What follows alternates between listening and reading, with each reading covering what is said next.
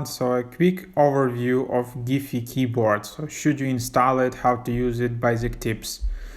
So I'll just go to Notes app, and when I hold my this icon, globus icon, I will see my GIPHY keyboard. So that's about that. So this is how it looks like. Basically, you can just easily search GIFs, stickers, and text. So there's this kind of stickers, there are like text, and then I can search and I can see like trending GIFs, and then I can just select it, it's copied, and then I just paste it.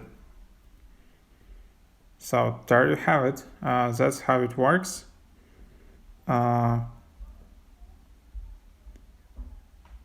Yeah, I can switch. So that's basically it. I can have my favorite gifts here, and I can have uploads, and then I can easily have like emojis, emoji copied, and then I just need to paste it.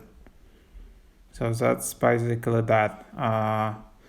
Then I can just, like, if I want to remove something, I just tap this kind of red icon. I can switch back to different keyboards here, and I can switch to GIPHY keyboard here. So that's that. Super easy. To install it, you will need a GIPHY app. So just search for GIPHY app. It's just called GIPHY, so just GIPHY app. That's the one here.